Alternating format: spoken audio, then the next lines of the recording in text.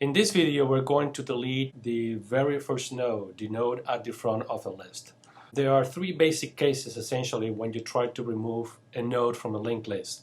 You delete the very first one, the front of the list, or you delete the back, the very last node of the list, or you delete any node that is in between, meaning any node which is not the first one, is not the last one, is a node, and then you know its value or you know its position.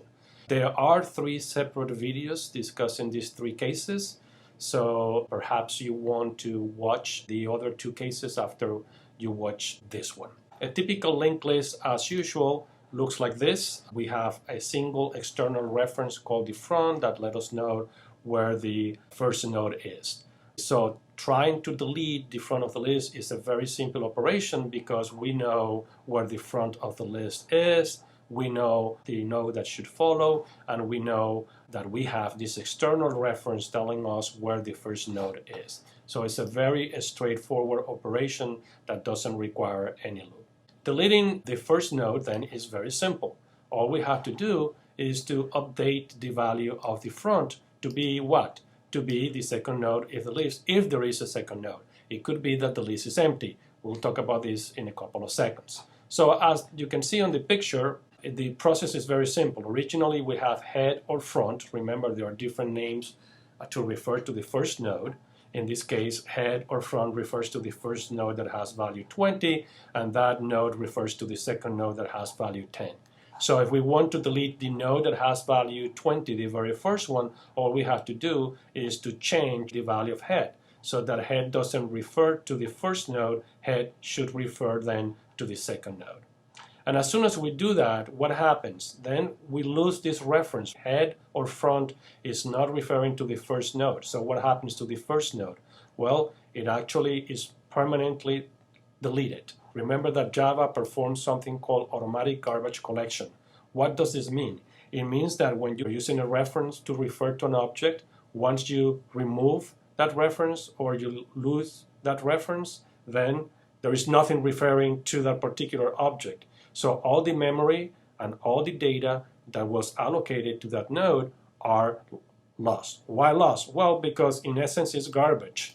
Once you remove, in this case, the reference to the first node, there is nothing else referring to it. Okay? So there is no possible way to get it back, to know what the address in memory of that particular node is. So it's useless, it's garbage. So Java does automatic garbage collection in the sense that it realizes that that address is not being referred by any reference, it cannot be retrieved, it cannot be used, and therefore it says, oh, I'm going to delete all the information and use this address later on for something else.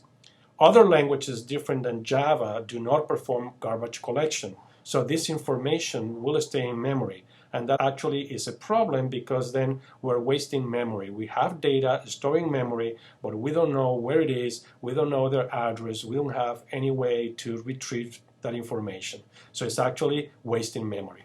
So in a good sense, Java does something that is good, which is automatic garbage collection. So let's talk about the implementation of this method. And again, there are many versions to implement a method that deletes the first node on the list. So this is just one version. And because I'm deleting the first node of my list, I want to return then what the new front, the updated front or head of the list will be. And I'm starting with a parameter that tells me where the current front, the current first node on the list is. Again, there are different ways of doing this in terms of the type of the method, not necessarily has to return a node, and the type of the parameter, not necessarily you need to pass the front of the list as a parameter. So basically, what we need to do according to the picture is simply take the reference that we're using to refer to the first node and update its value so that it refers to the second node. Now, which reference is referring to the second node? Oh, this reference here, which is the next field of the first node. So what we have to do then is to change simply front, okay, to the next field of the node that is referring to. So front get next give us a reference to the second node. Let's take a look at that, okay? Front or head next is a reference to the second node. That's the one that should be now the first node. So assign that reference to front. So indeed, we're bypassing the first node. We're executing this yellow line. And in this case, that's all I need to do. I'm returning a front because I decided to return the front of the list in this method. But again, if you write this in a different way, perhaps you don't need to return front. But certainly, you will need this statement. Notice that there is a condition here that I'm checking, very important. We always need to check for empty list. When you traverse, when you search, when you delete, when you add, it's very important that you check for an empty list. Because in this case, if the list is empty, if front is null, then there is nothing to be deleted. So we simply return null, which is what we started with. So we start with an empty list, we end with an empty list because there is nothing to be deleted.